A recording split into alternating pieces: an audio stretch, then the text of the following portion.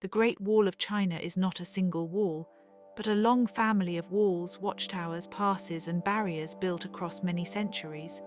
When people imagine one continuous stone line stretching over mountains, they are picturing a simplified version of a much more complex history. Different dynasties built different sections, often far apart in time, using materials that matched the landscape around them. In some places, the wall is made of packed earth, quiet and pale under the sun. In other places, it is brick, stone, or a combination of both, shaped to fit ridges, valleys, and the edges of the northern frontier. It is less like one object and more like a layered memory of how successive rulers tried to define, defend, and understand the edge of their world. Long before the famous stretches of wall were raised, ancient Chinese states had already begun building defensive earthworks. These early barriers appeared during the Warring States period, when rival kingdoms were trying to survive in a landscape of constant tension. Each state built according to its own needs, and some of those walls were later connected, expanded, or absorbed into larger systems. When the Qin state eventually unified much of China in the 3rd century BCE, it ordered connections between older walls in the north. That project became part of a new imperial vision, one that sought to organize territory on a grand scale. Even so, the earliest walls were not always monumental in the modern sense. Many were practical, rough, and quickly made, designed less for awe than for endurance in harsh weather. The emperor most closely associated with the first great unification of these defenses is Qin Shi Huang, the first emperor of China. His reign is surrounded by both historical record and legend, which can make the wall's early story feel distant and almost dreamlike. Traditional accounts say he ordered the linking of frontier defenses to help protect the newly unified realm from northern nomadic groups. Over time, this image became part of a much larger national narrative. Yet historians also note that the Qin wall system was only one stage in a much longer process. It did not create the Great Wall as people know it today, but it helped establish an idea that future dynasties would return to again and again, the notion that the northern frontier could be managed with lines of earth, stone, labor, and watchfulness. The wall's route follows the geography rather than a perfect geometric plan. It climbs ridges, bends around cliffs, dips into passes, and disappears into plains where the land itself offered less natural protection. This is part of what makes the Great Wall so absorbing to study. It is not simply drawn on a map, it is shaped by mountains, wind, erosion, and the human need to work with difficult terrain. Some sections look almost as if they belong to the land, because the builders used local soil and stones so skillfully that the structures seem grown rather than made. In the quiet of dawn or in fading afternoon light, the wall can appear to merge with the horizon, a long, uneven line between what is cultivated and what remains wild. The most visible and familiar parts of the wall today are often associated with the Ming dynasty, which ruled from the 14th to the 17th century. During Ming rule, large stretches of wall were rebuilt, reinforced, and extended with more durable materials, especially brick and quarried stone. This was an era of military engineering as well as administrative caution. The Ming court faced pressure along its northern border and invested heavily in defensive architecture. That investment left behind many of the sections visitors see now, with their crenellations, parapets, and strong rectangular watchtowers.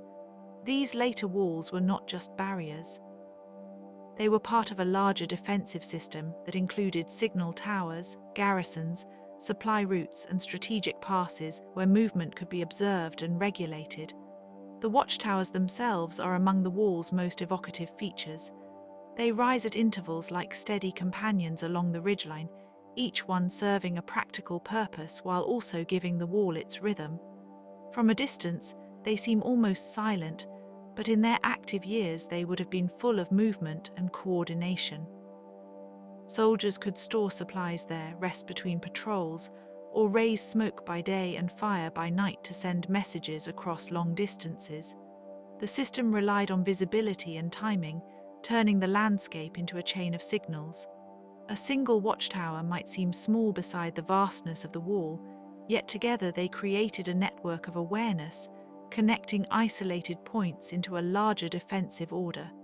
The labor behind the wall was immense, and much of it was carried out under difficult conditions. Builders, soldiers, farmers, prisoners, and conscripted workers all contributed at different times depending on the dynasty and the region. The work could be punishing, especially in remote northern areas where winters were severe and supplies were limited. Earth had to be tamped, stones lifted, bricks fired and transporting, and roads maintained so the workforce could continue. Over the centuries, countless people lived and worked in the shadow of these projects, though their names were usually not recorded. The wall can therefore be understood not only as a military structure, but also as a human landscape shaped by exhaustion, persistence, and state power. Because the wall was built over such a long span of time, its materials tell their own historical story. Earlier sections often used rammed earth, a technique in which moist soil was compressed layer by layer inside wooden frames until it became surprisingly firm. In dry regions, such walls could last for centuries if maintained. Elsewhere, especially during the Ming period, bricks became more common, allowing for stronger and more regular construction. Stone was used where it was locally available, particularly in mountain terrain. These variations matter because they reveal that the wall was never standardized in the modern industrial sense. It was an adaptive structure, responsive to climate, resource availability, and the needs of the state at a given moment in time. The Great Wall is often described as a defensive barrier against invasion, and that is true in a broad sense, but the reality was more layered. The wall also helped control trade, migration, taxation, and communication. It marked official frontiers and helped authorities monitor who entered and left certain areas. In some periods, it functioned as much as an administrative line as a military one. It could slow movement, redirect caravans, and funnel traffic toward guarded passes. This means the wall was not simply about keeping the outside out. It was also about organizing the inside, shaping how an empire saw itself and how it imagined the spaces beyond its borders. Its stones and earth carried political meaning as well as military purpose. Even today, the Great Wall is not equally preserved along its entire length. Some parts remain impressively intact, while others have eroded into low ridges, faint outlines, or scattered remnants. Wind, rain, vegetation, and human activity have all changed the wall over time. In remote stretches, the bricks can feel warm in the sun and rough beneath the hand, while in other places the wall has nearly returned to the earth from which it came. This uneven condition is part of its quiet beauty. It reminds us that the wall is not frozen in a single moment of history. It continues to age, soften, and transform, like all large human works exposed to the patience of the landscape. The final fact in this opening sequence is a simple one, but an important one. The Great Wall of China is much longer in imagination than in any single walkable journey. Its total extent depends on how sections are counted, because historians may include walls, trenches, natural barriers, and related fortifications from different eras. That is why the length often appears in different forms across books and reports. The uncertainty is not a weakness of the story. It is part of the story itself. The wall was never meant to be experienced as a single, neatly measured object. It was built across centuries by many hands for many reasons, and it still resists being reduced to one clean number. Like the mountains it follows, it is vast, layered, and quietly impossible to grasp all at once. Among the most enduring truths about the Great Wall is that it was never one single wall, built at one moment by one emperor, in one clean line across the land. It is better understood as a long, changing system of walls, fortifications, watchtowers, trenches, and natural barriers, assembled over many centuries. Different dynasties strengthened different stretches, often reusing older foundations or building in places where the landscape already offered protection. In some regions, the wall follows ridgelines and steep passes so closely that it seems to dissolve into the mountains themselves. In other places, it bends through dry plains and river valleys, where the work of defense had to be carefully imposed upon the terrain. This layered history gives the Great Wall its quiet complexity. Looking at it closely, one can sense the long accumulation of decisions, labor, fear, and patience, each generation adding its own answer to the same ancient question of how to guard the border.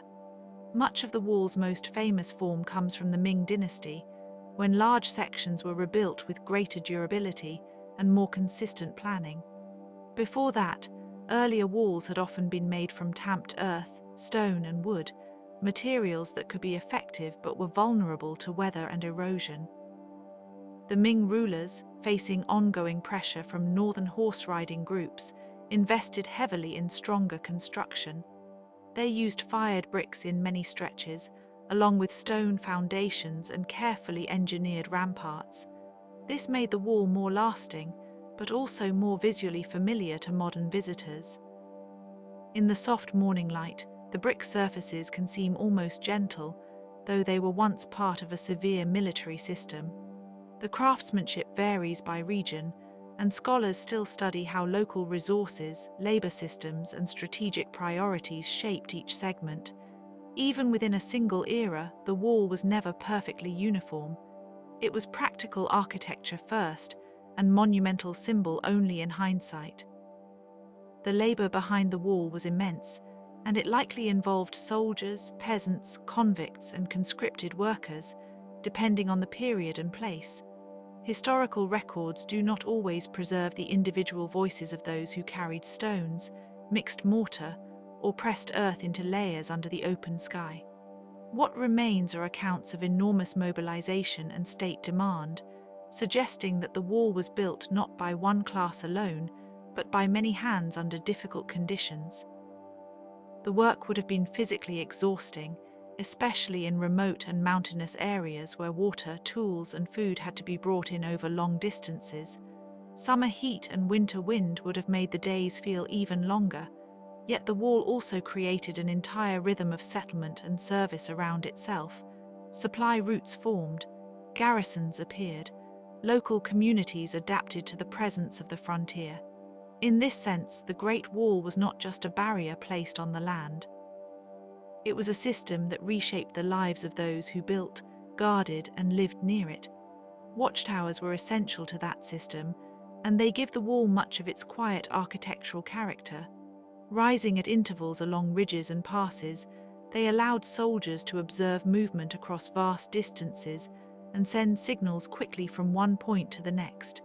Smoke by day and fire by night could carry warnings across great stretches of frontier far faster than a messenger on horseback. The towers also served as shelters, storage spaces, and defensive positions. Their placement was not random. Commanders chose them to maximize visibility and communication while controlling narrow approaches and vulnerable openings. Standing in one now, with the wind moving through empty windows, it is easy to imagine a sentry looking out over the same horizon, watching for dust clouds or changing shadows. The towers remind us that the wall was not meant simply to block movement. It was designed to observe, to delay, and to organize response, turning the landscape itself into a kind of early warning network.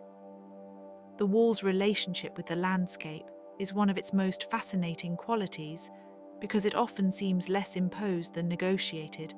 Builders worked with cliffs, escarpments, rivers, and passes, choosing routes that would extend natural protection rather than duplicate it. In some places, the wall climbs sharply, following the spines of hills in a line that looks almost delicate from afar. In others, it crosses barren ground where the horizon itself appears to widen and soften around it. This interaction with terrain meant that no single description can capture all the wall's forms. Some stretches are narrow and austere, little more than a walkway with low parapets. Others are broad enough to allow troops to move along the top. The wall changes with the geography, as though it had learned the shape of the country through long attention. For historians and archaeologists, This variability is crucial because it reveals that frontier defense was always a local matter as much as an imperial one. Trade and conflict along the northern frontier were deeply intertwined, and the wall existed within that larger world of exchange. It is easy to imagine it only as a line of separation, but the borderlands were also zones of contact, where goods, ideas, and people moved in both directions. Horses, livestock, textiles, grain, metalwork, and diplomatic gifts could all be part of frontier life. At times, the wall helped regulate this movement rather than halt it entirely. Gates and passes became controlled points of entry, where officials inspected caravans and negotiated passage. In this way, the wall was not simply a statement of isolation. It was also a framework for managing relationship, a way of distinguishing between permitted and forbidden movement. The histories of war and trade are often inseparable here. The same frontier that inspired fortification also generated commerce, and the same structure that symbolized vigilance could stand quietly beside routes of seasonal exchange. Many people today are surprised to learn that the Great Wall's defensive effectiveness varied widely depending on the era, the region, and the political situation. A wall is only one part of a border defense system. It also requires garrisons, supplies, intelligence, coordination, and the will to respond when threats appear. In some periods, the wall served as a strong deterrent and an important line of organization. In others, it was breached, bypassed, or rendered less useful by larger military changes. Nomadic and semi-nomadic groups often adapted quickly, using mobility, alliance building, and battlefield tactics that a static barrier could not fully counter. This does not make the wall meaningless. Rather, it shows the difference between symbol and function, between the dream of security and the realities of history. The wall embodied imperial resolve, but it could not end the uncertainties of the frontier. Its stones remind us that no boundary is ever entirely fixed, and no defensive line is ever complete in itself. Over time, the wall became less a living military structure and more a historical presence, slowly absorbed into local memory, farming life, and the changing countryside. In many areas, sections were dismantled, robbed for building material, or covered by soil and vegetation. Villagers used bricks and stones for homes, pens, and roads, as practical needs often outweighed distant imperial meanings. Nature also worked patiently, softening edges, filling gaps, and drawing grasses and shrubs across ruined ramparts. Yet even in decline, the wall continued to shape imagination. Travelers, poets, and later historians saw in it a trace of former power and endurance. What had once been an active frontier line became a ruin of grandeur, a reminder of the long arc of empire. There is something especially quiet in this transformation. The wall's afterlife may be less dramatic than its construction, but it reveals how human monuments slowly enter the rhythms of the landscape, becoming part of the land they once resisted. The Great Wall also carries a strong symbolic weight in modern culture, where it often represents perseverance, national identity, and the scale of Chinese civilization. Yet its meaning has not been fixed across time. Earlier generations viewed it through military, administrative, or regional lenses. Later periods added patriotic, touristic, and heritage-based interpretations. Modern states and institutions have helped preserve selected sections, while also shaping how the wall is presented to visitors and the world. This has made the Great Wall one of the most recognizable monuments on Earth, but also one of the most simplified.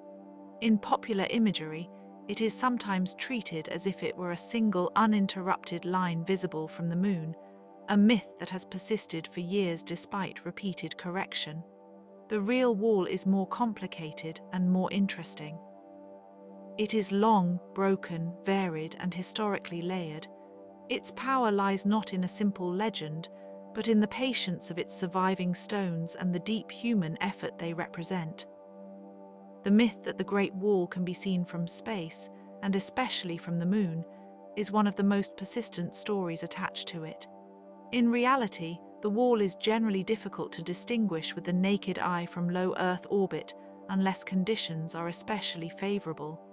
Its width, color, and alignment with the surrounding terrain make it blend into the landscape more than casual imagination might suggest. This does not diminish its importance. If anything, it reveals how a monument can be famous for reasons beyond physical visibility. The wall's significance does not depend on being easily seen from far away. It rests instead in its historical scale, its endurance, and the many lives woven into its creation.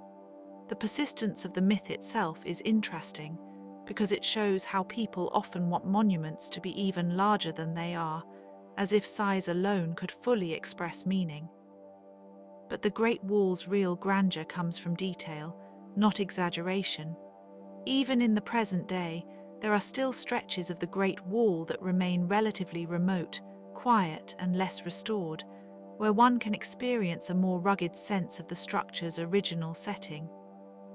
These places may lack the polished surfaces and handrails of the most visited sites, but they offer a subtler impression: broken crenellations, weathered bricks, tufts of grass growing from cracks, and long, almost meditative views across folded hills.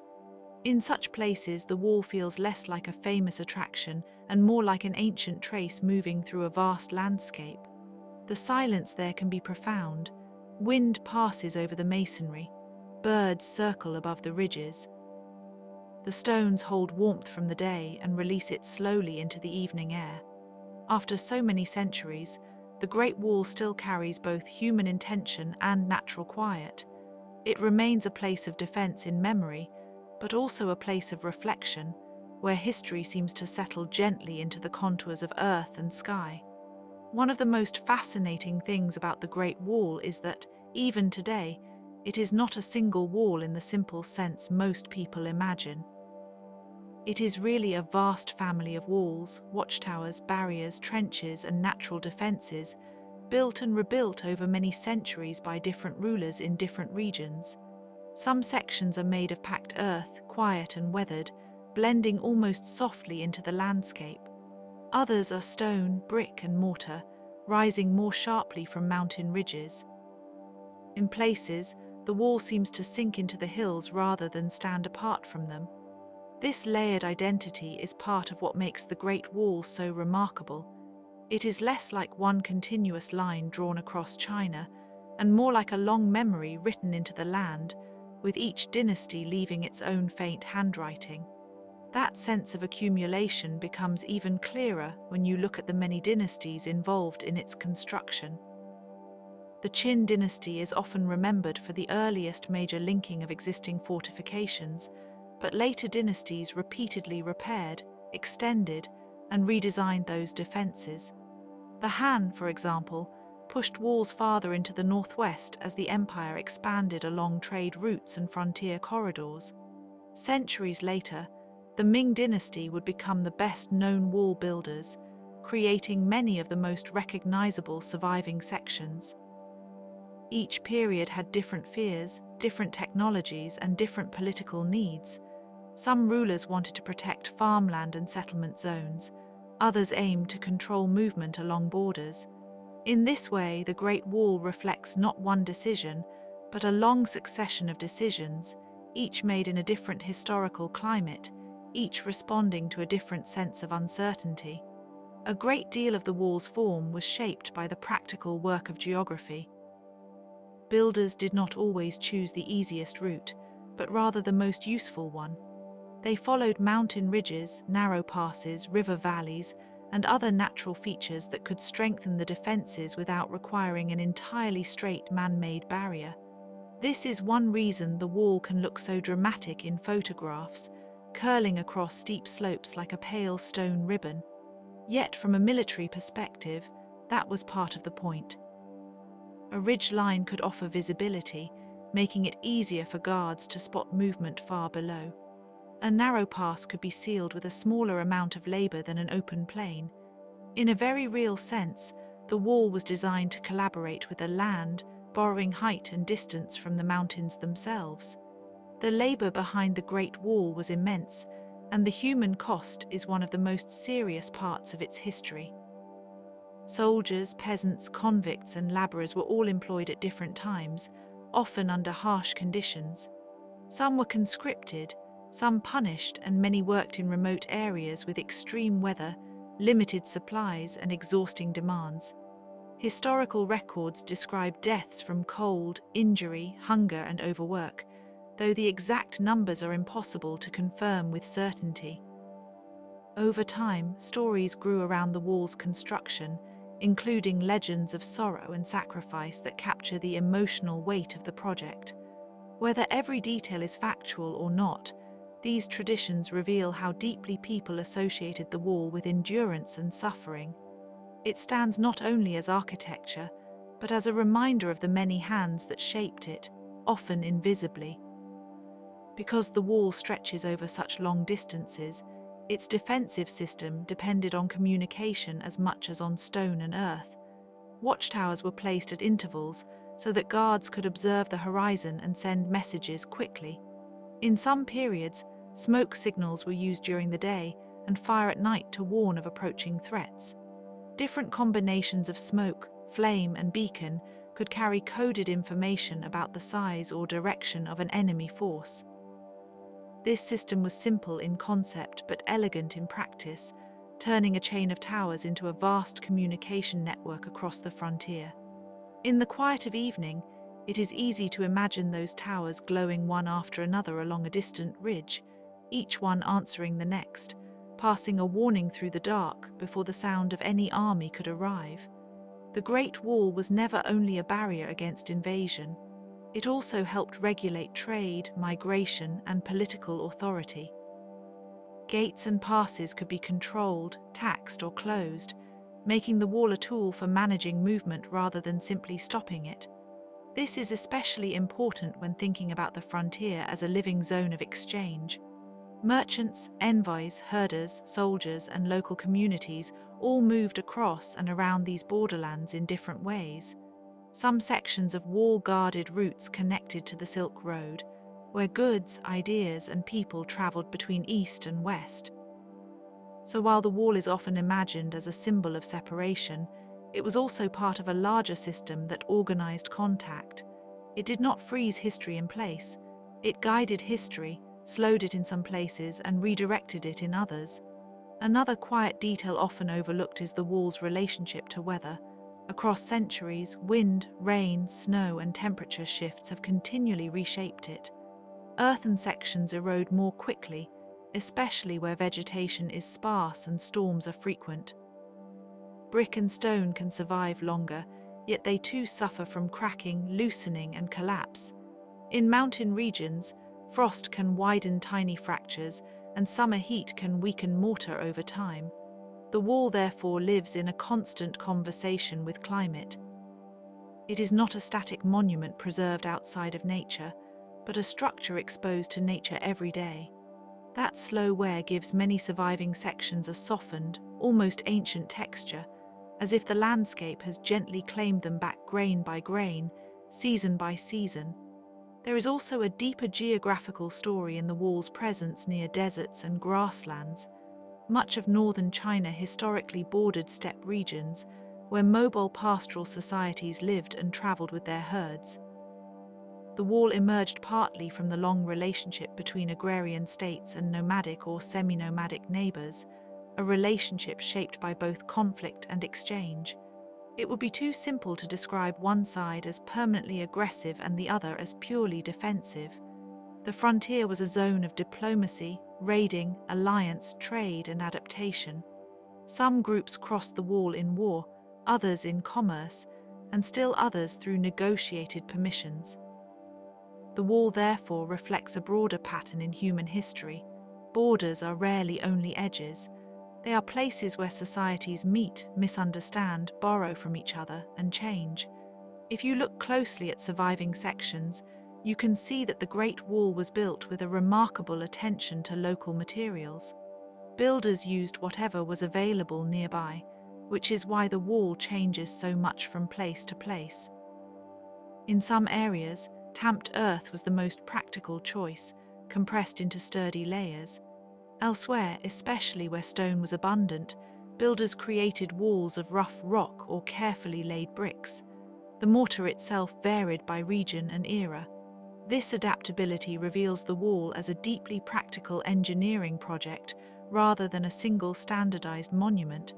It also means that the wall's appearance is inseparable from the places it passes through. A stretch in a rocky pass feels very different from one crossing dry plains, and that difference can be read almost like a map of local resources and local labor. At several points in history, the wall's strength depended not only on height but on depth, with multiple layers of defense arranged behind the main line. Forts, barracks, passes, and secondary barriers created a broader frontier system. In other words, the wall was often part of a defense-in-depth strategy rather than a lone obstacle standing by itself. If one area was breached, there might still be garrisons farther inland, ready to respond. This layered design helps explain why the Great Wall should be understood as military infrastructure, not merely a symbolic line. It had to function in the real world, where armies adapted, terrain shifted, and supply lines mattered. The wall was never infallible, but it was part of a much larger effort to organize space, delay attacks, and buy time. Over the centuries, the wall also became a place of memory, myth, and national imagination. Long after its earliest military purpose had changed, later generations looked to it as a symbol of endurance, unity, and scale. Writers, artists, travelers, and historians each added their own interpretations. Some saw it as a triumph of human determination. Others saw the pain behind that determination. In modern times, it has become one of the most recognizable landmarks in the world, yet its meaning remains layered and sometimes contradictory. It can represent protection and isolation, ambition and exhaustion, beauty and loss. Perhaps that complexity is part of its lasting power. The Great Wall endures not because it tells one simple story, but because it holds many stories at once, stretched across mountains, deserts, and centuries, like a line of quiet echoes fading gently into the distance. One of the most enduring ideas about the Great Wall is that it was built as a single, continuous monument, but in reality, it grew in layers over many centuries. Different dynasties added, repaired, abandoned, and rebuilt sections according to their own priorities, so what we think of as one wall is actually a long conversation between eras. In some places, the line of defense ran along mountain ridges like a quiet stone thread, while in other places it dissolved into low earthen banks, watchtowers, and ditches that may now be hard to distinguish from the surrounding land. This patchwork history gives the wall a kind of soft complexity. It is not one simple object, but a landscape of military thought changing over time, shaped by weather, politics, and the patient labor of generations. When people picture the Great Wall, they often imagine hard brick and pale stone, but some of the oldest sections were made from packed earth, gravel, reeds, and wood. These materials were pressed into forms and hardened in layers, sometimes with simple tools and immense effort. In dry northern regions, rammed earth can become surprisingly durable, though it still wears down over time under wind and rain. In desert margins, entire stretches were built from compacted soil and brush, designed to slow movement rather than stand forever against all conditions. The texture of these early walls would have been rough and matte, more like part of the hillside than a polished monument. Even now, in ruined areas, one can sense that older, humbler engineering, where defense depended as much on placement and elevation as on grandeur. The wall's watchtowers were among its most important features, and they were not merely places to stand guard. They formed a network of observation, communication, and shelter, rising at intervals so that soldiers could monitor broad stretches of frontier. In clear weather, signals could be sent from tower to tower using smoke by day and fire by night, allowing warnings to travel quickly across great distances. A sudden column of smoke drifting upward from a hilltop may have meant raiders approaching, while a night flame could have carried the same urgency through darkness. Inside these towers, there would have been small rooms, narrow stairs, and the practical clutter of military life. They were not romantic lookouts in any modern sense, but working spaces, full of wind, routine, and vigilance. Along some sections of the Great Wall, the landscape itself seems to have done part of the work. Builders often took advantage of steep cliffs, narrow passes, and natural ridgelines, reducing the amount of construction needed where the terrain already offered protection. In these places, the wall feels less like a separate structure and more like an extension of the earth. A mountain spine might become a defensive route, with stone steps climbing into cloud and then disappearing behind bends in the rock. This use of topography is one reason the wall can feel so quietly intelligent. It does not always dominate the land. Sometimes it listens to it, following the shape of ridges, valleys, and escarpments with a kind of strategic patience. The Great Wall was also deeply connected to the lives of the people who lived nearby, especially in frontier regions where military presence and civilian settlement often overlapped. Farmers, herders, traders, craftsmen, and soldiers shared these borderlands, sometimes cooperating and sometimes living in tension. Markets might emerge near garrisons, where goods moved between sedentary and nomadic communities. Salt, grain, horses, cloth, and metal tools could all circulate in these border economies. The wall did not simply divide one world from another, it often stood beside a busy and complicated zone of exchange. In that sense, it functioned not only as a barrier but as a frame around human contact, shaping where movement was watched, permitted, taxed, or negotiated. Over long stretches of history, the wall was not always used in the same way. Some dynasties invested heavily in frontier defense, while others focused on diplomacy, tribute systems, or direct military campaigns beyond the wall itself.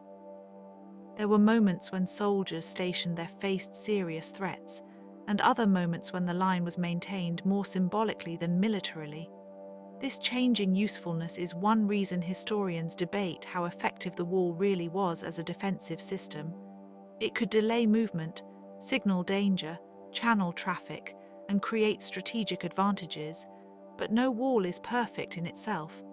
Its power depended on staffing, maintenance, geography, and the larger political world around it. In that way, the Great Wall is less a simple answer to invasion than a record of how states tried to manage uncertainty. The northern climate played a constant role in shaping the wall's fate. Winter frost could crack masonry, summer rains could erode earthen sections, and shifting sands could bury entire stretches along desert edges. In some regions, strong winds would sweep across exposed ridges, wearing away mortar and loosening stones over time. Even where the wall survives impressively, it has always been in a kind of conversation with the weather. One can imagine the quiet persistence of freeze and thaw, year after year, slowly widening hairline fractures and softening edges. Preservation today often means fighting not dramatic destruction, but ordinary natural processes that never stop working. The wall's endurance is therefore not just a matter of ancient construction, but of continuous care. The labor behind the wall is one of its most sobering aspects. Vast numbers of workers, including soldiers, conscripts, prisoners, and local laborers, were involved in different periods of construction and repair. Historical records suggest that the work could be harsh and exhausting, carried out under demanding conditions with heavy materials and limited protection from the elements. Because the wall stretches so far and was built over such a long span, the human cost is difficult to measure precisely, and some figures remain uncertain or exaggerated by later storytelling. Still, there is little doubt that the project required immense physical sacrifice. This gives the wall a solemn dimension beneath its beauty, as if every stone were also a witness to endurance, strain, and the burden of state ambition. In quieter stretches, the wall can seem almost intimate in scale. Though famous for its vast length, many parts are not towering or monumental in the way people expect. Some sections are narrow enough for only a few people to walk abreast, while others rise and fall with the contours of the land, producing a rhythm of steps, slopes, and pauses. A visitor might move from a steep climb to a flat parapet, then along a weathered line of masonry before meeting a broken gap where time has opened the structure to sky and grass. These changes in scale make the wall feel human despite its enormity. It is enormous not because every piece is grand, but because so many modest pieces extend so far. The wall also played a role in shaping imperial identity. For rulers in northern China, maintaining frontier defenses could symbolize order, authority, and the ability to protect the realm. A wall visible across mountain horizons was more than a military instrument. It was a statement that the state had drawn a boundary and was prepared to defend it. At the same time, that symbolism could become complicated. The very need for such defenses implied vulnerability, and periods of expansion or peace could make the wall seem less central. So the Great Wall carries both confidence and anxiety at once. It reflects a state that wanted to appear secure, even while acknowledging the fragility of security itself. There is also something quietly remarkable about how the wall exists in memory. For many people around the world, it has become a symbol of persistence, scale, and cultural continuity, yet the actual structure is fragmented, repaired, and partially vanished in many places. Some sections have been restored for visitors, while others lie in remote areas where only weathered remains survive. The difference between the legendary wall and the real wall can be striking, but perhaps that gap is part of its power. It allows history and imagination to meet. The Great Wall endures not only as stone and earth, but as an idea carried forward through maps, paintings, stories, scholarship, and the slow attention of those who continue to study it, preserve it, and walk beside it in silence. When people imagine the Great Wall, they often picture a single stone line running cleanly across the horizon. But one of its most important truths is that it was never built all at once. It is better understood as a long chain of walls, watchtowers, passes, fortifications, and later repairs, spread across many centuries and many dynasties. Some stretches were made of rammed earth, firm and quiet in appearance, pressed layer by layer until they became dense as stone.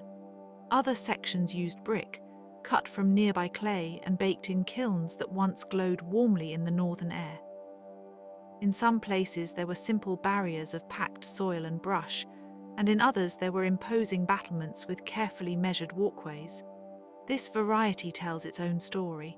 The wall was not just a single monument, but a changing response to changing frontiers, changing armies, and changing ideas about protection. Even today, when you walk a restored section, it is worth remembering that much of what stands before the eye is only one moment in a much older and more complicated history. And because it was built over such a long span, the wall also reflects the labor of many different states and dynasties. The earliest famous segments are often linked to the Warring States period, when rival kingdoms built their own defensive lines before China was unified.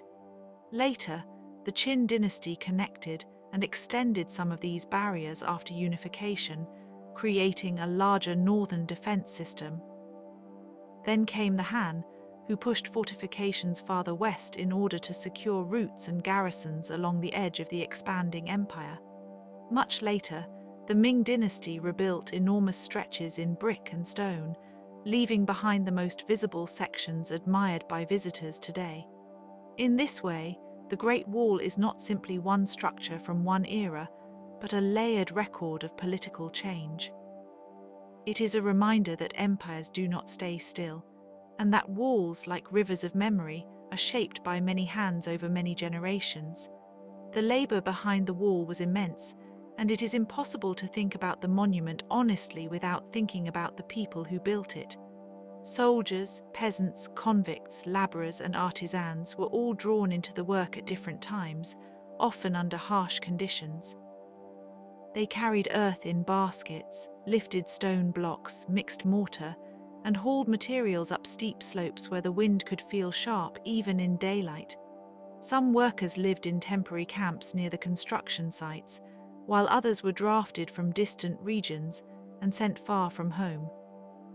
The old stories surrounding the wall often speak of suffering, and although some of those tales are later legend rather than precise fact, they still point toward a historical reality.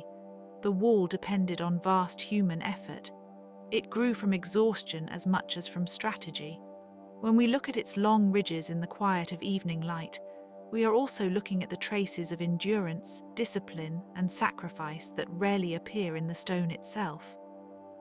The wall was not only a barrier, it was also a communication system, and that role is easy to overlook. Watchtowers were placed at intervals so that signals could travel quickly across the landscape. At some times, smoke was used in daytime and fire at night. One signal might mean a small raiding party, while many signals could indicate a larger threat. In this way, a message could move faster than a horse over rough ground, passing from tower to tower in a chain of warning. Historians have reconstructed parts of these systems from surviving records and from the placement of the towers themselves, though the exact codes likely varied by region and era. It is a fascinating image, a line of flame appearing in the distance, then another, each one sending urgency across a silent frontier. The wall was therefore not merely defensive stone. It was also a kind of nervous system, carrying fear, alertness, and coordination through the northern edge of the empire. The towers themselves deserve a moment of their own. Many of them were small fortresses with upper platforms, sheltered rooms, storage areas, and openings for archers or soldiers. From a distance, they seem almost simple, but they were carefully designed for the realities of frontier life.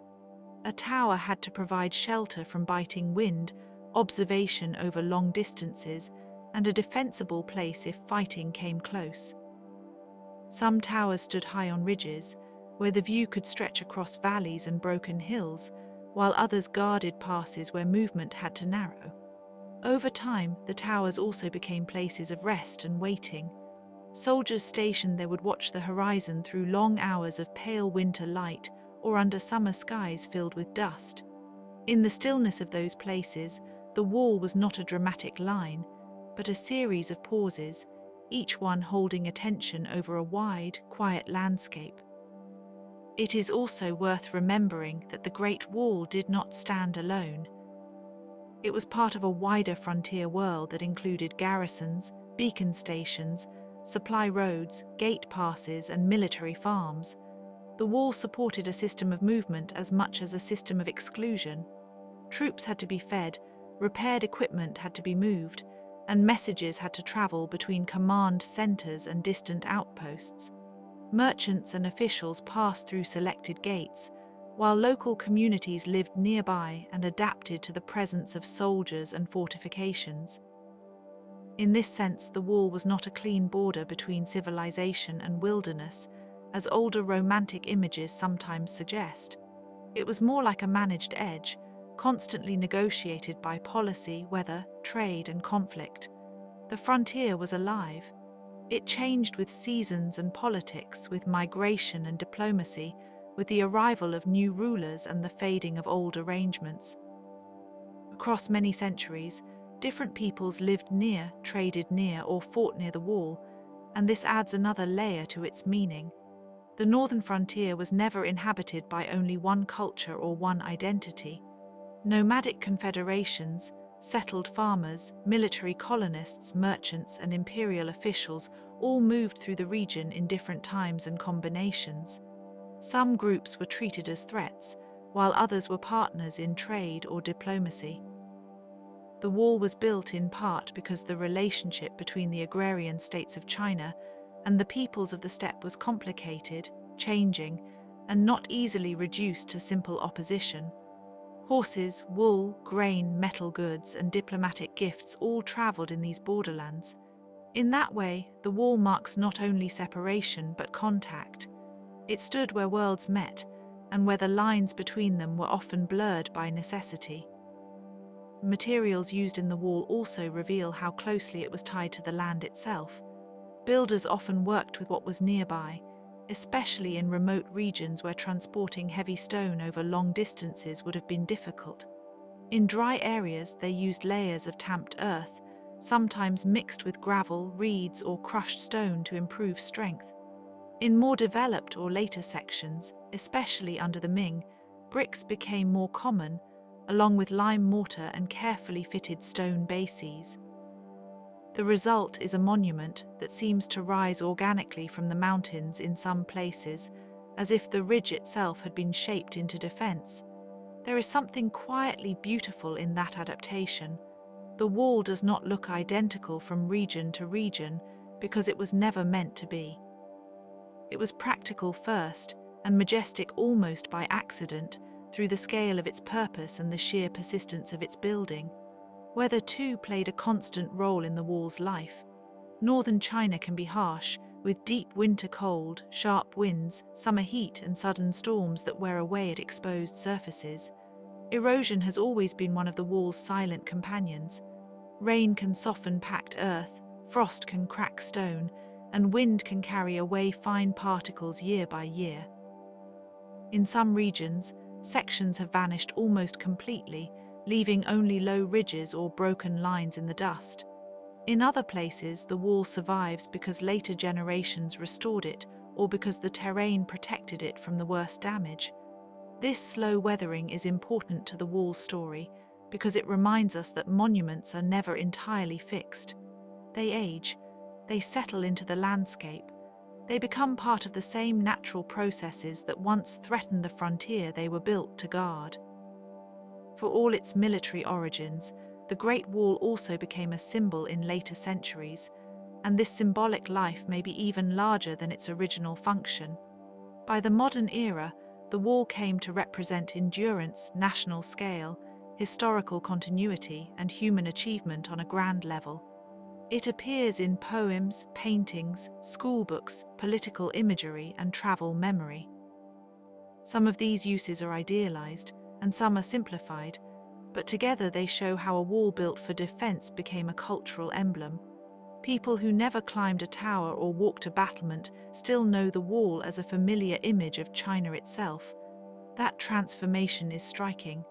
A structure once intended to keep danger out became, over time, something people look to for meaning, identity, and historical depth.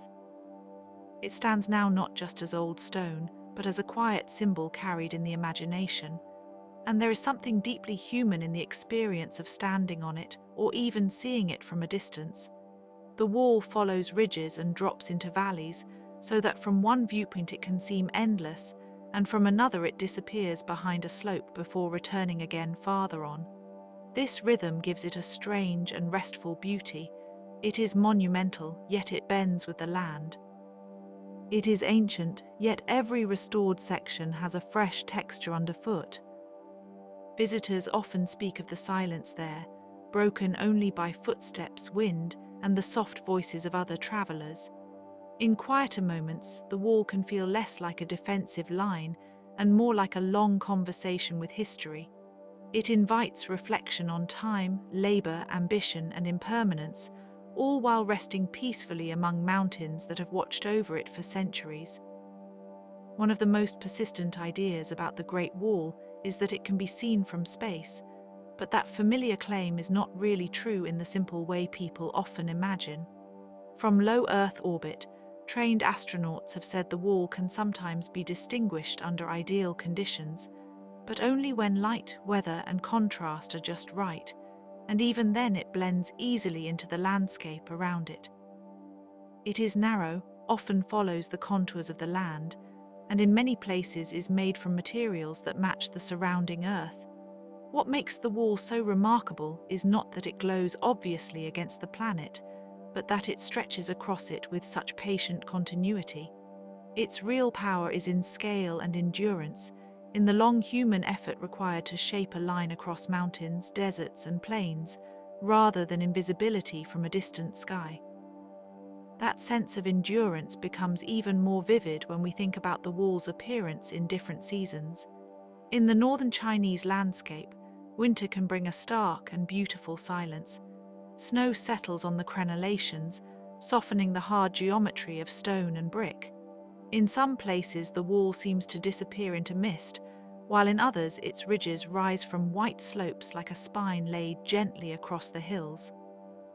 Spring can reveal another mood, when pale green growth gathers along the edges and the air fills with birdsong and the damp smell of thawing soil. Summer makes the wall look almost ancient in a different way, with heat shimmering in the distance and grasses moving along its base. Autumn, perhaps most famously, gives certain sections a golden and copper-colored setting, especially where the wall threads through wooded mountains. Each season changes not only how the wall looks, but how it feels to stand beside it, as if the structure is quietly passing through time along with the land. The materials used to build the Great Wall also tell a story of adaptation rather than a single fixed method. There is no one Great Wall in construction terms. In the northwestern regions, some sections were formed with layers of tamped earth, reed mats, gravel and sand, compacted carefully to create sturdy ramparts. In the mountainous east, especially during the Ming dynasty, builders relied much more heavily on stone and brick, which could withstand weather and enemy attack more effectively. Some bricks were stamped with the marks of workshops or local administrative units, offering modern historians valuable clues about where they came from. In damp areas, lime mortar was used to bind masonry together. In arid places, earth itself could become a surprisingly durable building material when compressed over time. The wall is therefore not a single recipe applied everywhere, but a large family of techniques shaped by terrain, climate, labor, and available resources. That variety in building methods was matched by the variety of people who worked on the wall. The project drew on soldiers, peasants, convicts, craftsmen, and laborers from many regions and social classes, often under harsh and exhausting conditions. Historical records are uneven, and the exact human cost is hard to measure with confidence, but it is clear that wall construction depended on immense manpower over many centuries. Some workers were conscripted during military campaigns, others were ordered to leave farms for seasonal labor. Still others were prisoners or people punished by the state. The wall was not built in a single heroic moment. It was assembled through repeated demands placed on communities generation after generation. When we look at the surviving stonework today, it can be easy to see only the architecture, but beneath that architecture lies a long history of bodies, tools, sweat, and political obligation. The wall also served as more than a barrier, functioning as a communication system across the landscape. Watchtowers were often placed within sight of one another, allowing signals to move quickly along the frontier. Smoke by day and fire by night could alert garrisons to approaching threats, while drums, flags, and messengers carried additional information where visibility allowed. In some accounts, the color, number, or rhythm of the signals conveyed details about the size or direction of an enemy force. This network turned the wall into a kind of early warning line, where architecture and communication worked together. A lonely tower on a hill was never truly alone. It belonged to a chain of vigilance, a carefully spaced series of pauses and signals stretching far into the distance. In quiet weather, one can still imagine those towers alive with brief flashes of urgency, then falling back into stillness. Another less dramatic but very important fact about the Great Wall is that it was not always a wall in the modern sense of a single continuous fortification. In many periods, it was a frontier system made of separate lines, passes, barriers, garrisons, and natural defenses. Some stretches consisted of parallel walls, with space between them for patrols and movement. Other areas relied on mountain ridges, rivers, or marshes to complete the defensive network. There were also gates and checkpoints where trade, tribute, and official travel could be monitored. This means the Great Wall should be understood as part of a wider border strategy, not just as one uninterrupted ribbon of masonry. The surviving sections we visit today can create a powerful impression of completeness, yet historically the wall often operated as a flexible and shifting frontier rather than a simple line dividing one world from another. That flexibility is especially visible in the way the wall interacts with the landscape. The builders did not always try to flatten the land, instead they followed it. In steep mountain regions, the wall climbs sharp ridges and descends into saddles, making use of natural height advantages. In desert zones, it may run beside dune fields, old riverbeds, or barren passes where movement would naturally funnel through narrow routes. This close relationship with topography is part of what gives the wall its striking beauty. It seems to belong to the terrain, and yet also to resist it. At times it appears to grow from the rock itself, as though the mountains had been outlined in human stone. The result is not a straight line imposed on the world, but a long negotiation between engineering and environment, one that required patience, surveying, and a deep practical understanding of the land. For all its military associations, the Great Wall also has a quieter cultural life in local memory and daily language. In Chinese history and literature, it has often stood for endurance, separation, sacrifice, and effort on a scale beyond ordinary experience. Poems, stories, and later patriotic imagery use the wall as a symbol of strength, but also of distance and hardship. It appears in sayings that suggest someone must be willing to undergo great difficulty to achieve something meaningful. At the same time, local communities living near the wall sometimes saw it less as an abstract symbol and more as a familiar ruin, a path, a boundary, or a source of stone. A monument can mean many things at once depending on who is speaking, and the Great Wall is especially rich in these overlapping meanings. It is both an icon and a neighbor, both a national image and a very specific place on the ground. Scholars also continue to debate how effective the wall really was in military terms, and that uncertainty is part of its historical reality. In some eras and regions, it clearly helped slow invasions, direct movement toward fortified passes, and support organized defense. In other situations, armies bypassed sections, bribed guards, exploited gaps, or found ways around the frontier. The wall could not make a dynasty secure by itself. It was one instrument among many, dependent on manpower, administration, diplomacy, and timely response. This does not diminish the wall's significance. Instead, it reminds us that no enormous structure can replace the human systems around it. A wall may be high and broad and carefully built, but its usefulness always depends on the people who watch it, repair it, supply it, and decide how to use it. That human dependence gives the wall a more realistic kind of grandeur, less like a myth and more like a lived-in historical machine. Today, some of the most visited sections show just how strongly the wall has become part of modern travel and memory. Places such as Badiling and Mucianu are carefully restored and equipped for large numbers of visitors, with handrails, stairways, and viewing points that make the experience safer and more accessible. These restored sections can feel very different from more remote, weathered stretches, where the wall is broken, overgrown, or nearly absorbed into the hills. The contrast between restoration and ruin invites reflection on what people want from heritage. Some visitors look for a clean, legible monument. Others seek the roughness of age, the sense of time passing visibly through broken bricks and collapsed parapets. Both forms tell part of the story. The restored wall shows how strongly it is valued. The untended wall shows how vulnerable even the grandest human works can be when centuries of wind, rain, and neglect continue their slow work. And perhaps one of the gentlest facts about the Great Wall is that it is not only a monument of defense, but also a place of walking, breathing, and quiet observation. For many travelers, the experience of being there is not defined by battle at all, but by movement along the stones, by the rhythm of footsteps, by the view opening and closing with each rise of the wall. In the stillness of early morning before crowds arrive, the structure can feel almost contemplative. The air is often cooler above the passes, and the sound of the wind carries across the battlements with a soft, hollow murmur.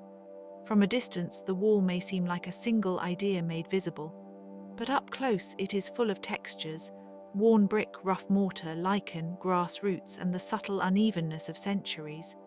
It remains both immense and intimate, a human construction large enough to hold countless histories, yet quiet enough in the right moment to let a person simply stand and listen. One of the most enduring ideas about the Great Wall is that it was built as a single, continuous line stretching patiently across the northern horizon. But in reality it was assembled, extended, repaired, abandoned, and rebuilt over many centuries. What we now call the Great Wall is less one wall than a long family of walls, barriers, watchtowers, trenches, beacon systems, and fortified passes, linked by a shared purpose and a great deal of human effort. Sections rose under different dynasties, in different materials, with different strategic priorities. Some parts were made of packed earth, some of stone, some of brick, and many stretches vanished into the landscape long before they were restored. This layered history is one reason the wall feels so mysterious. It is not a simple monument frozen in one moment of time. It is more like a slow accumulation of decisions, worries, and ambitions, written into the land over and over again.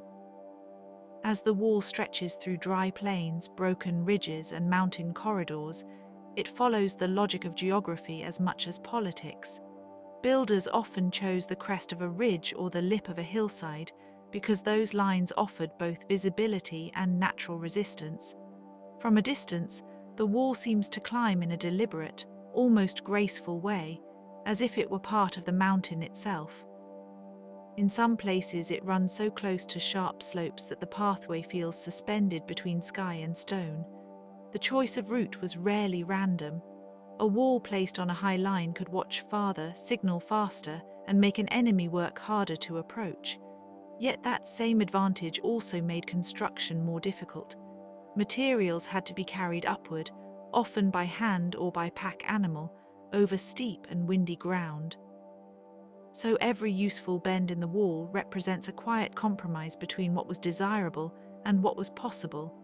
In many sections, the wall was supported by watchtowers placed at regular intervals, creating a chain of observation across the frontier. These towers were small centers of military life, often with stairs, storage areas, fire platforms, and sleeping spaces for garrisons. On a clear day, a watcher could scan the horizon for movement, dust, smoke, or the glint of light from distant hills. At night, the towers became part of a signaling network, using flames, smoke, drums, horns, or other messenger systems to relay warnings along long distances. The speed of this communication must have been astonishing for its time. A message could move across rugged terrain far faster than any runner or rider alone. In this way, the wall was not simply a barrier. It was also an instrument of information, a way to make the frontier more legible to the state. The experience of climbing and walking on the wall changes greatly from one section to another, and that variation reflects the materials and the eras in which those sections were built. Some parts have broad brick walkways and sturdy parapets that feel almost ceremonial, while others are narrow, uneven, and worn, with stones shifted by wind and time.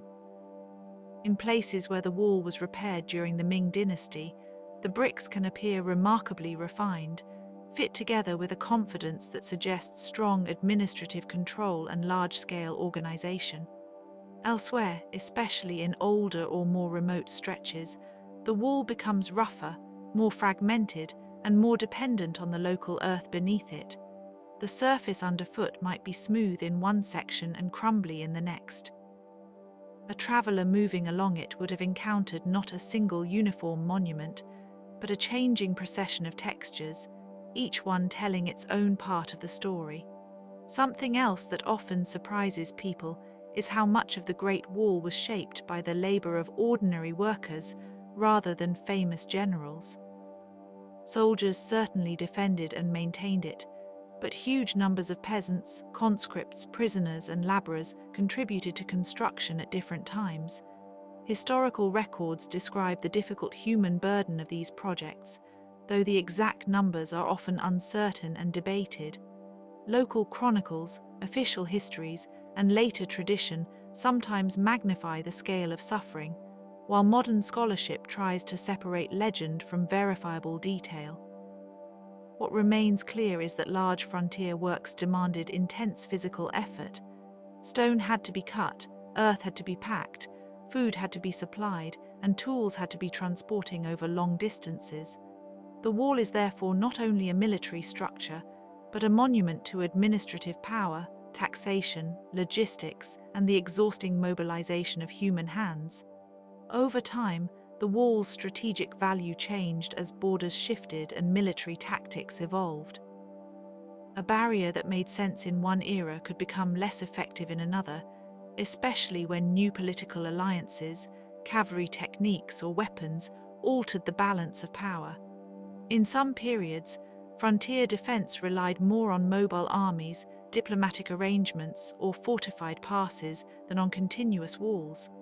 This means that the Great Wall was never simply a final answer to northern threats. It was one tool among many, sometimes central, sometimes secondary, and sometimes more symbolic than practical. Even so, the symbol mattered. A wall announces an edge. It marks where a state imagines order to end and uncertainty to begin. For rulers, that visible line could carry immense psychological weight, even when its military effectiveness was limited by terrain, upkeep, or the ingenuity of opponents. The passes of the Great Wall are especially important because they reveal how defense was organized around gateways rather than closure alone. In mountain corridors and river crossings, massive gates and fortresses controlled movement through the frontier. These passes were often more heavily defended than the wall segments themselves, since they concentrated roads, trade, armies, and administrative traffic into narrow channels. A place like this could become busy with merchants, messengers, soldiers, and officials, all moving through a narrow opening under watchful eyes. The air there would have carried the sounds of hoofbeats, carts, shouting, and commands. The wall did not simply try to stop movement everywhere. It tried to direct movement, to sort it, slow it, observe it, and tax it when necessary. In that sense, it was a mechanism of both protection and regulation. The Great Wall also reminds us that many empires in history have relied on visible boundaries to make authority feel stable. Walls can be practical, but they are also deeply expressive. They turn political intention into landscape. They say in stone and earth that someone cared enough to draw a line and defend it, yet the landscape itself never fully obeys that line. Wind drifts sand across it. Grass grows through the cracks. Rain weakens the mortar. Frost splits the stones. Over the centuries, the wall has met the patient pressure of nature, and that meeting has softened its edges in some places while exposing its bones in others. Walking beside old sections today, one can often see the way the structure has slowly merged back into the hills. It is a reminder that human building, however ambitious, remains in conversation with erosion, climate, and time. There is also a quieter cultural history attached to the wall, because later generations came to see it not only as a defensive work, but as a national emblem. Poets, travelers, painters, and historians helped transform it into a symbol of endurance, unity, and scale. The wall's image began to carry meanings that extended far beyond military history. It could represent sacrifice, perseverance, imperial order, and even the idea of civilization itself. But like many great symbols, its meaning changed with the people who looked at it. Some saw grandeur, others saw hardship, some saw the strength of the state, others saw the cost paid by anonymous laborers. This tension gives the wall its depth. It is admired in one moment and mourned in the next. It is both beautiful and severe, both protective and burdensome, both ancient and still unfolding in the present. In more recent times, conservation work has become a delicate task because the wall is not one object with one condition, but thousands of fragments with different needs. Some stretches are under pressure from tourism, weather, nearby development, or simple neglect. Restoration can preserve access, but it can also raise questions about authenticity. How much replacement is too much? Should a damaged section be stabilized exactly as it is, or rebuilt to suggest how it once looked? Scholars and preservationists do not always agree, and the answers can vary depending on the site, the historical evidence, and the risks of further decay. This uncertainty is part of the wall's modern story. We are still deciding how to care for a structure that has already survived so much. The work of preservation is slow, technical, and often invisible, yet it matters profoundly because it shapes what future generations will be able to understand. And beneath all of this history, there is still the simple fact of the wall as a place to stand. At dawn, the stones can hold a coolness that lingers from the night. In late afternoon, the bricks may turn golden and soft under slanting light. Wind moves across the battlements with a low, steady sound. From certain ridges, the wall seems to disappear into distance, then reappear farther on, like a line drawn by a careful hand and then interrupted by the earth itself.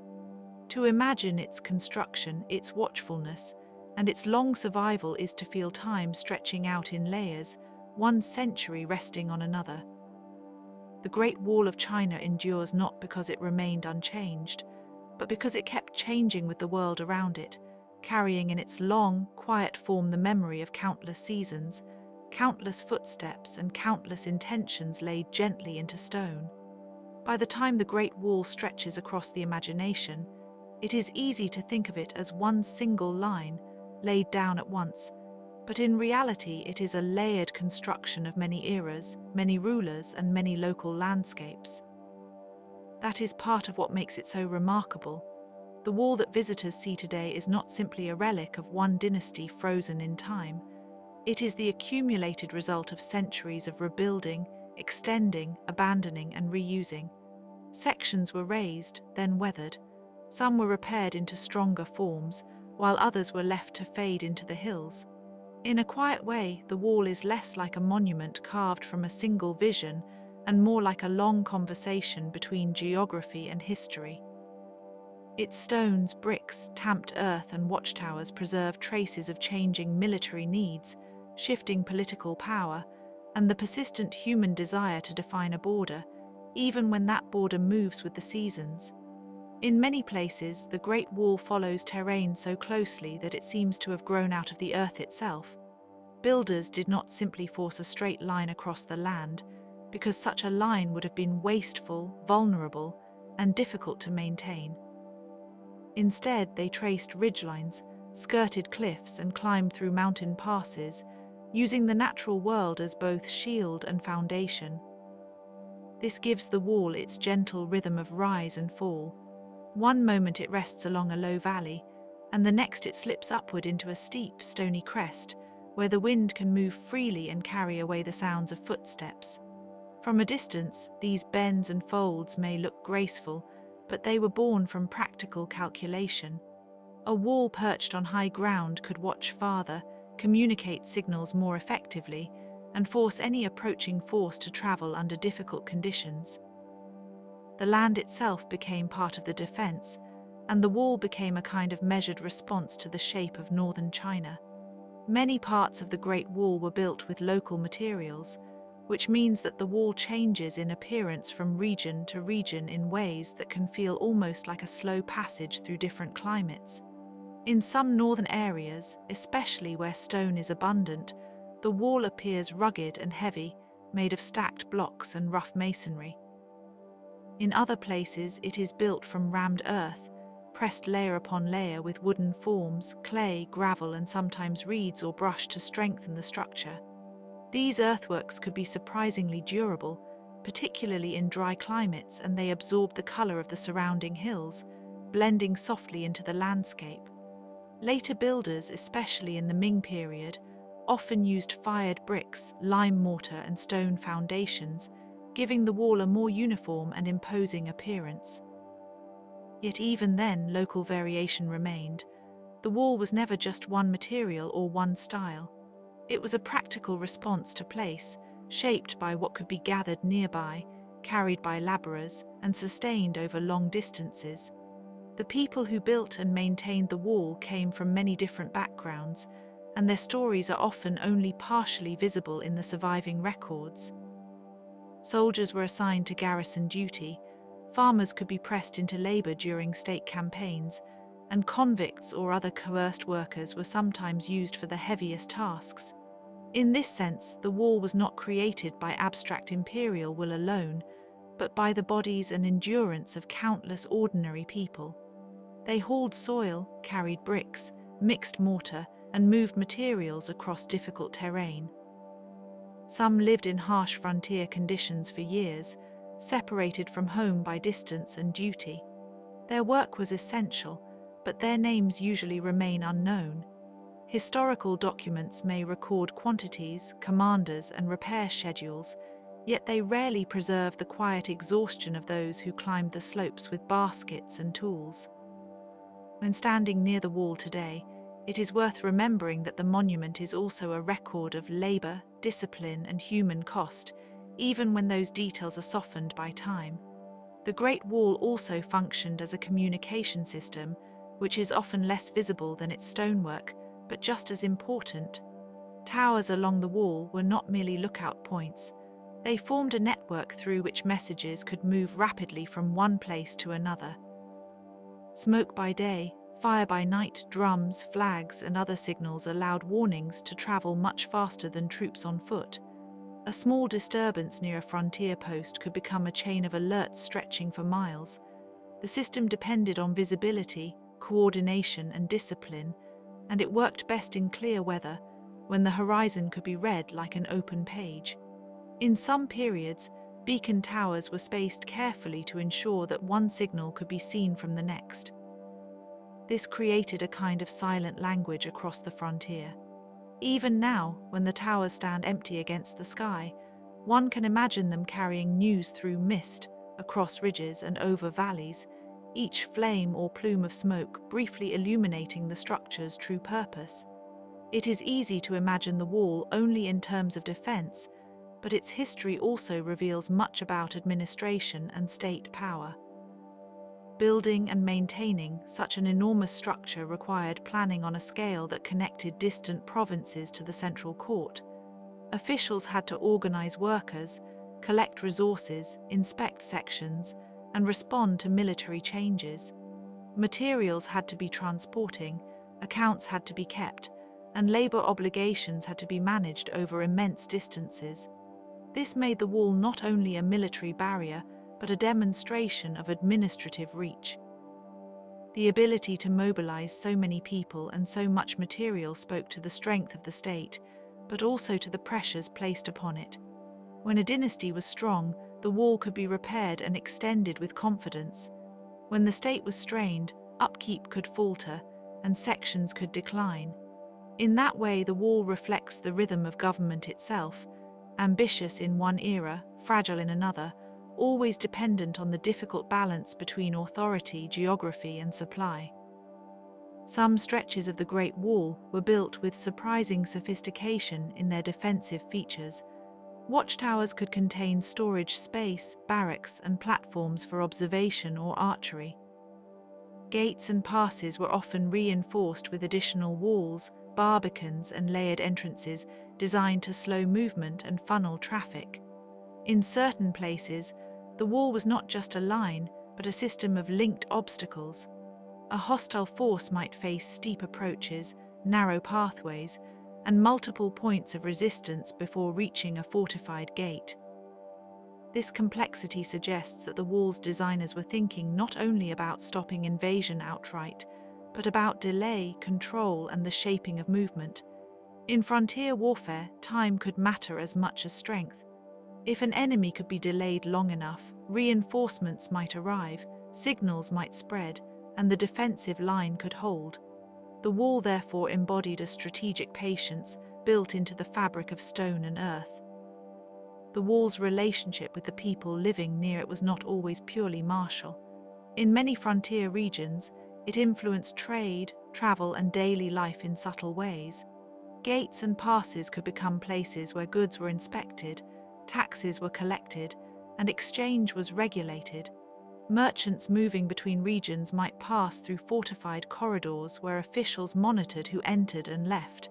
In this sense, the wall was also a boundary of administration and commerce, not just defense. It shaped routes of movement, encouraged some paths while obstructing others, and helped define the edge of settled control. For local communities, this could mean both opportunity and restriction. Markets near the wall might flourish under the flow of traffic, while people living nearby could be drawn into the demands of military supply or frontier service. The wall was never isolated from ordinary life. It touched that life continuously, like a long seam stitched through the northern landscape. Over the centuries, the wall also gathered symbolic meaning far beyond its original military role. It came to represent endurance, unity, and the immense effort of civilization itself. Yet these meanings were not fixed from the beginning. They developed gradually through literature, official memory, travel accounts, and later national narratives. In some moments, the wall stood for the protective reach of the state. In others, it became a reminder of sacrifice or of the burden of grand projects imposed from above. Later generations would admire it as an emblem of continuity, even as they debated what it had once meant to the people who built it. This layering of meaning is part of the wall's quiet power. It is not only a physical barrier, but a surface onto which successive ages have projected their hopes, pride, and reflection. The stones have stayed, while the interpretations have changed around them like weather.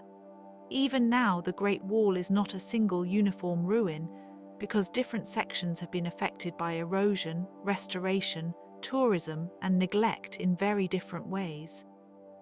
Some parts, especially popular restored stretches, appear almost polished by human attention, with neatly arranged bricks and repaired steps. Other sections remain remote, broken, and partly reclaimed by grass, shrubs, and shifting earth.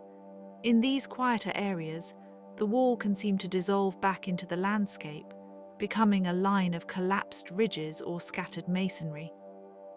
This uneven condition is part of its authenticity, though it can be unsettling for those expecting a complete and continuous monument. Preservation is never simple on such a scale. Wind, rain, frost, and human use all leave their marks, and decisions about restoration require balancing historical integrity with public safety and access. The wall survives not as a perfect relic, but as an ongoing process of care, loss, and discovery. And perhaps one of the most peaceful truths about the Great Wall is that, when seen in the stillness of evening or morning, it often appears less like a fortress than like a long, patient line resting on the land. Its battlements soften in haze. Its towers become silhouettes. Shadows fill the gaps between the stones, and the ridges around it glow faintly with the color of dust, grass, or distant mist. What was once built for warning and resistance can, in quiet hours, feel contemplative instead. The wall holds the traces of empire, labor, frontier life, and changing memory, yet it also belongs to the slow rhythms of mountains and weather. In that mingling of human purpose and natural stillness, it becomes something larger than defense. It becomes a place where history can settle, where the eye can wander along a distant horizon, and where centuries seem to rest one upon another in calm and enduring silence. In the quiet after sunset, the Great Wall can feel less like a single structure than a long, sleeping line of stone, earth, and memory. One of the most interesting things about it is that it was never built all at once, and it was never meant to be the same thing everywhere. In some places it was a wall of packed earth, in others brick, and in still others a careful layering of stone, tamped soil, and wooden supports. The materials changed according to what was nearby, what the climate demanded, and what the builders could manage. This means that the Great Wall is not one texture, but many. In a dry northern region, an old section might crumble into pale dust under the wind, while farther along another section holds its shape in a cool, dark masonry pattern. The wall quietly reflects the land it crosses, borrowing from the mountains, the desert edge, and the river valleys.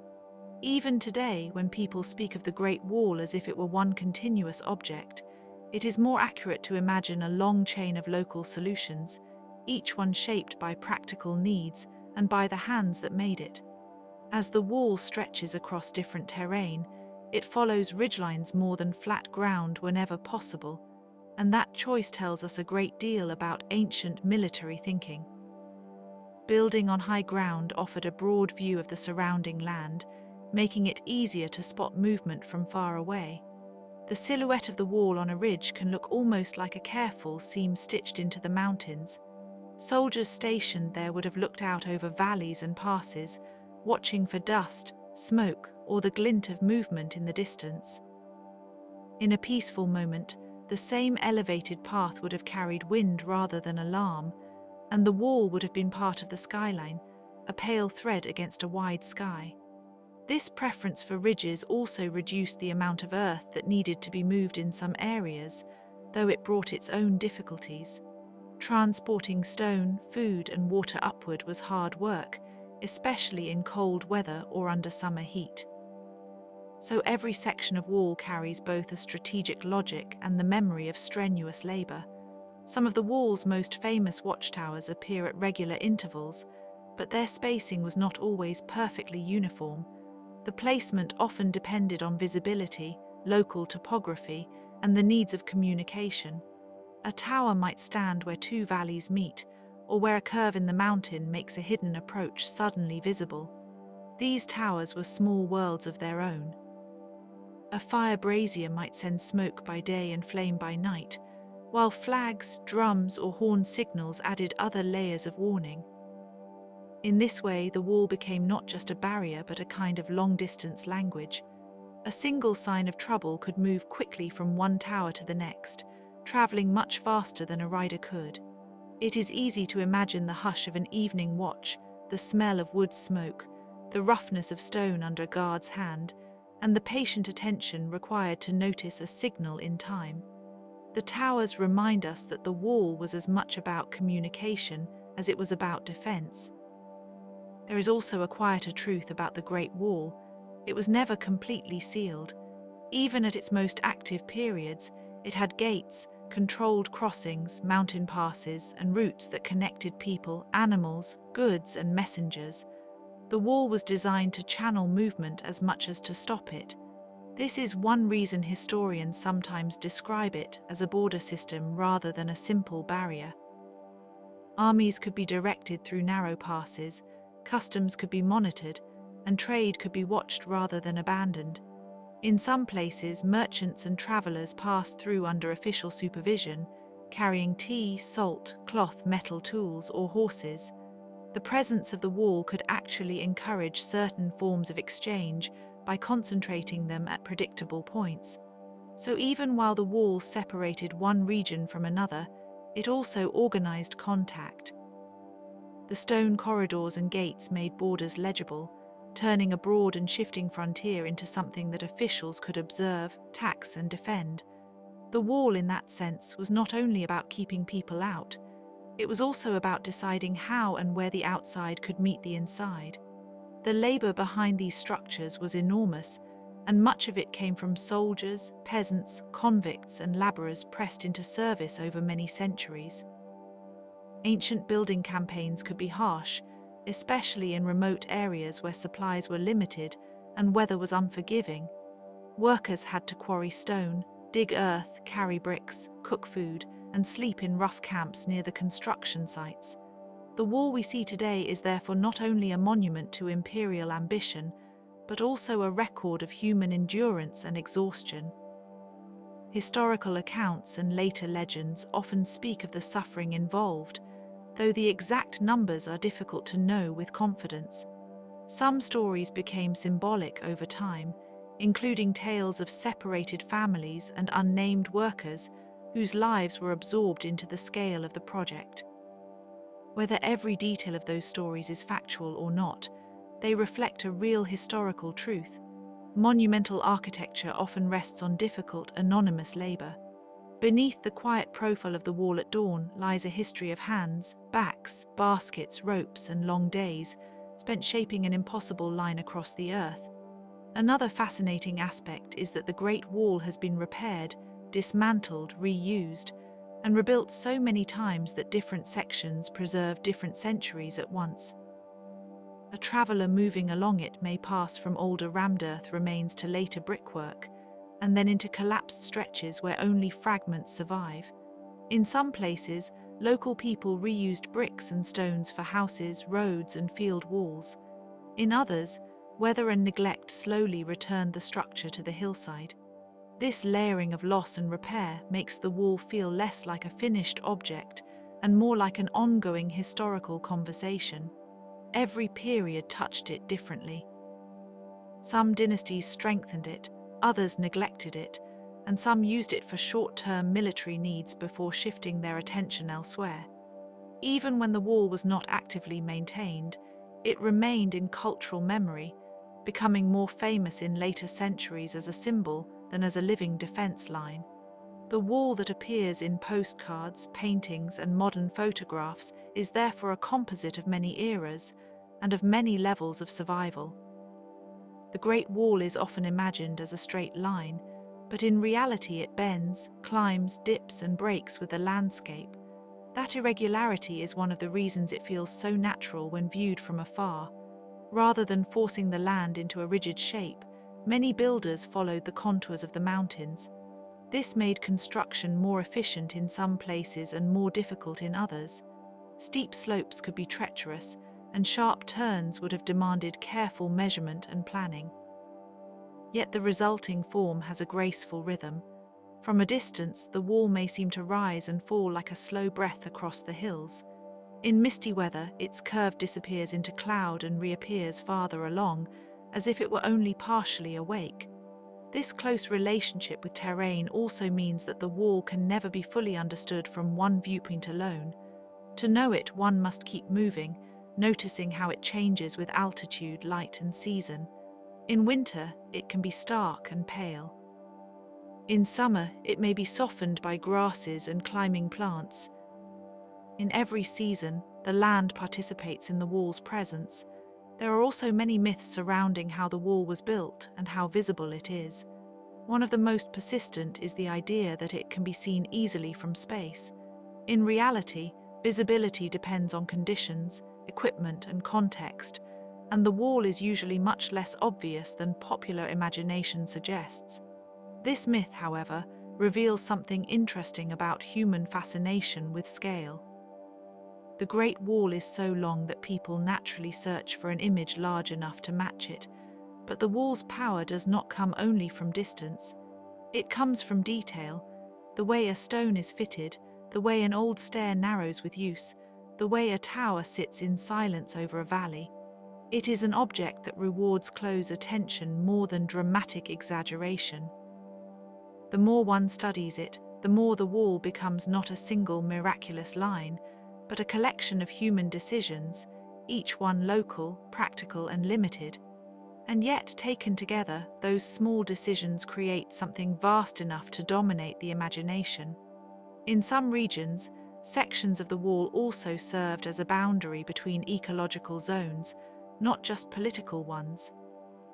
They ran through grasslands, scrubland, dry ridges, and cultivated fields, marking transitions between different ways of life.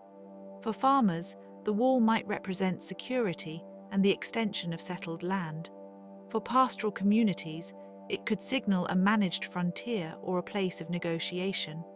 The landscape on one side might support a certain rhythm of crops and villages, while the other side followed a more mobile pattern of herding or seasonal movement.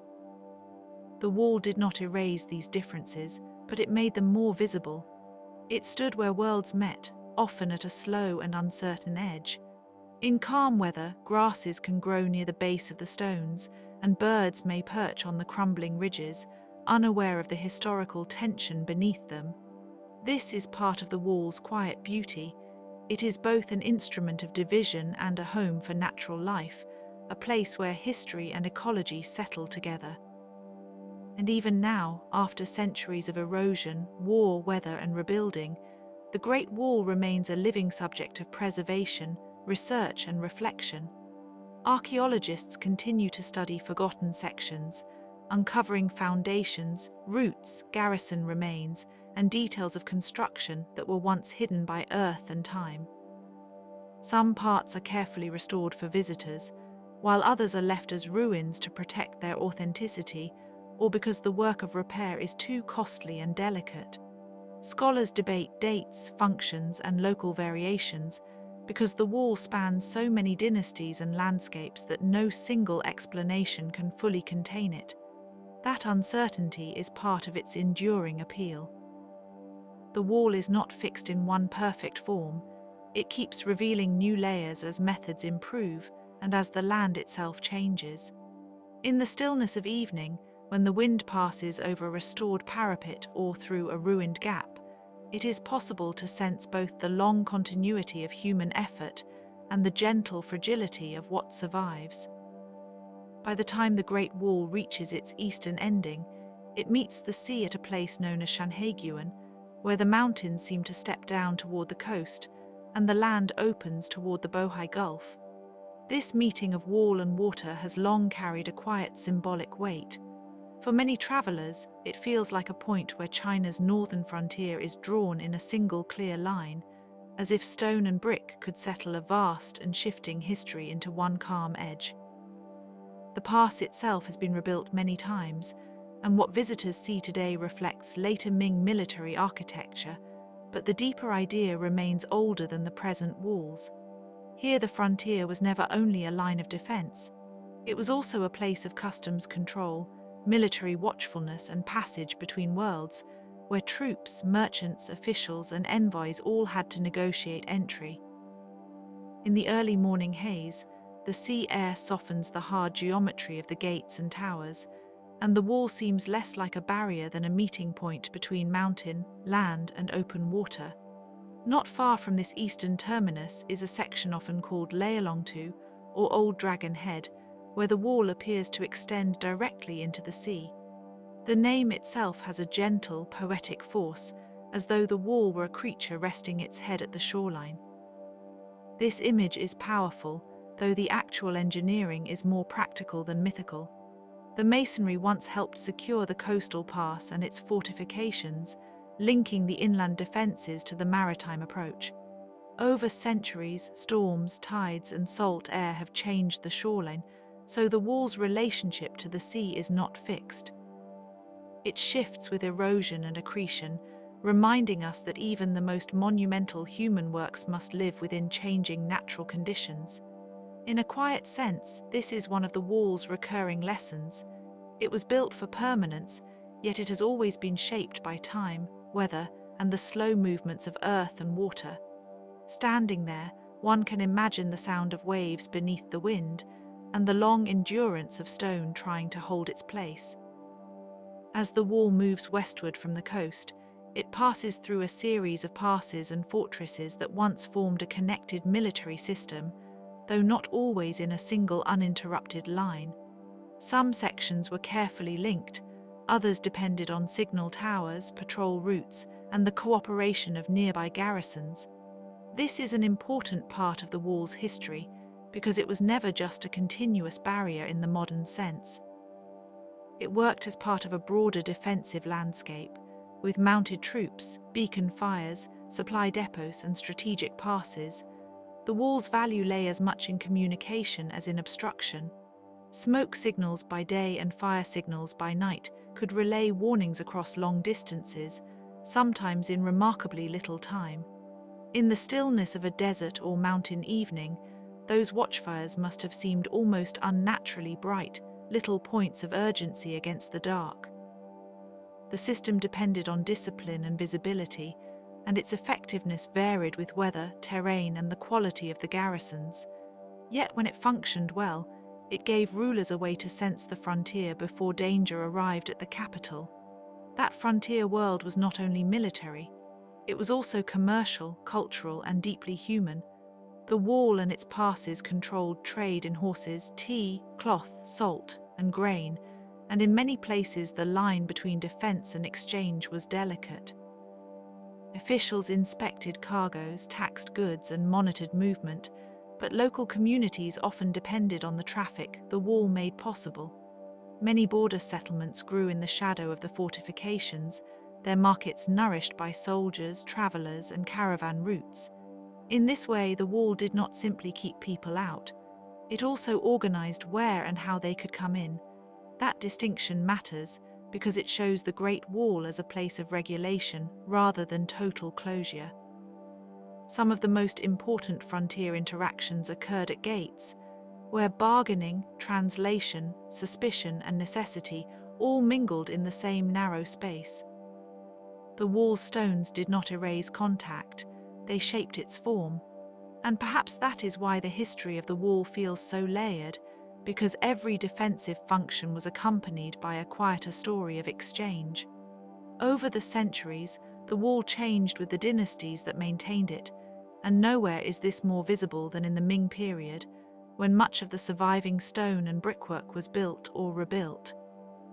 Earlier walls made from rammed earth, tamped layers of soil, reeds, and gravel often left few dramatic remains in the landscape, especially in the northern plains. The Ming preferred more durable materials in many areas, including bricks and dressed stone, which allowed for sturdier surfaces, more regular battlements, and better resistance to weather and erosion. Yet even the Ming wall was not uniform. Local materials and local labor shaped each stretch, so a section built near a quarry might look and feel very different from one assembled in a sandy valley or a remote mountain ridge. Some places used stone foundations with brick upper walls, others relied on packed earth where resources were scarce. The result is a kind of architectural patchwork, unified by purpose but varied in texture.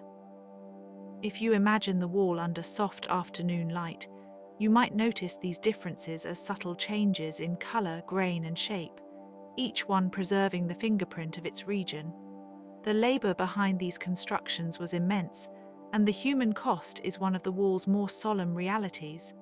Soldiers, peasants, convicts, craftsmen, and laborers were all involved at different times, often under difficult and dangerous conditions. The popular imagination sometimes turns the Great Wall into a single heroic monument, but the truth is quieter and harder. It was built by many hands, including people compelled into service, working with simple tools on steep slopes, in intense cold, or under summer heat. Mortality on such projects could be high, though exact numbers are impossible to know with certainty, and later legends have sometimes exaggerated or simplified the scale of suffering. Still, the broad reality remains. Moving tons of earth and stone across rough terrain required extraordinary effort. In the evening stillness, it is easy to picture those work crews resting briefly beside bundled tools, listening to wind move through the ridges. The wall carries not only military intention, but also the memory of labor, endurance, and the unequal burdens placed on ordinary people in the making of empire. A quieter part of the wall's story lies in its towers. Watchtowers and beacon towers punctuated the length of the defenses, offering high points for observation, signaling, storage, and shelter. Some towers were small and austere, while others had multiple levels or more elaborate defensive features. Their placement was strategic, on ridgelines beside passes above valleys and at places where visibility mattered most. From these heights, a sentry could scan for dust, movement, smoke, or distant riders. At night, the tower interiors would have been dim, with narrow openings and cold stone surfaces holding the day's temperature long after sunset. The acoustics of such spaces are notable too. A footstep or a whispered order can seem to hang in the air longer than expected. Towers turned the wall into a chain of eyes and voices, connecting isolated segments into a larger intelligence system. In modern ruins, the rooflines may be collapsed and the walls partially broken, but the original purpose is still easy to sense. They were places of alertness, perched against vast skies. Even the most famous parts of the wall are now shaped by tourism, restoration, and national memory. Some sections near Beijing, such as Badiling and Muxianyu, are carefully repaired and heavily visited, while other stretches remain rugged, weathered, or partially ruined. This difference creates a kind of double experience. One can see the wall as a monumental heritage site, accessible and polished, or as a more remote ruin slowly returning to the landscape. Restoration itself is a complicated subject. Conservationists must balance safety, historical integrity, and the pressures of visitor traffic. Too much reconstruction can make an ancient section feel newly made. Too little can leave it vulnerable to collapse. So each repaired tower and restored parapet carries a set of decisions about what to preserve, what to replace, and what to leave visible as damage. These choices are not only technical but philosophical. They ask what it means to keep a monument alive without erasing its age. Under a soft winter sky, the repaired bricks can glow gently, while beyond them the older stones remain uneven and quiet, as if memory and maintenance were sharing the same path. The Great Wall also lives in scholarship as a subject of ongoing revision. Archaeologists, historians, and remote sensing researchers continue to map newly identified sections, re-examine old assumptions, and compare documentary records with physical evidence. It is now clear that the wall was never a single construction project completed once and for all. Instead, it was built, abandoned, repaired, extended, and reused across many centuries, often in response to changing political needs and military threats. Even the notion of the wall can be misleading if taken too simply, because there were multiple walls in multiple eras with different materials and purposes. Some stretches belong to frontier systems no longer visible on the ground. Others have been discovered through satellite imagery, field survey, or local oral history. This scholarly complexity makes the monument feel less static and more alive. It is not just an object from the past, but an unfolding record of how civilizations adapt to borders, threats, and memory. In that sense, the wall continues to be rewritten by research, even as its stones remain still. There is also a long tradition of poetry, legend, and moral reflection surrounding the wall, especially the idea that it embodies both strength and human limitation. Writers have seen in it a symbol of imperial ambition, national endurance, and the desire to shape a difficult world into order. At the same time, some traditions present the wall with a more melancholy tone, as a reminder that no structure can fully master geography or history. The frontier shifts, invaders adapt. States rise and fall, stones crack and new rulers rebuild. This tension between permanence and impermanence gives the wall much of its emotional power. It is one of the few human constructions that can make vastness feel intimate, yet it also exposes the smallness of individual lives before time. A traveler standing on a quiet section at dusk might see the wall disappear into the horizon, then reappear on a distant ridge, like a thought stretching and fading. In that moment, it can feel almost as though the monument is not insisting on triumph, but on persistence. And finally, there is the simple, enduring fact that the Great Wall is not one wall but many experiences joined under one name. For some, it is a place of national pride, for others a subject of historical study, for others a scenic destination, and for still others a reminder of the labor and politics behind great monuments. Its meaning changes with each visitor, each season, and each stretch of stone. A winter wind over a high pass feels different from the warm haze over a forested ridge. A crowded, restored section tells a different story from a remote, crumbling rampart where grasses grow between bricks. Yet all of these are part of the same immense inheritance. The wall endures because it is not only made of earth, brick, and stone, but also of imagination, memory, and the long attention of generations. Even now, when modern roads and railways move beyond it with ease, the wall continues to mark the landscape with a calm and ancient presence, inviting quiet reflection on distance, labor, and the patient passage of time.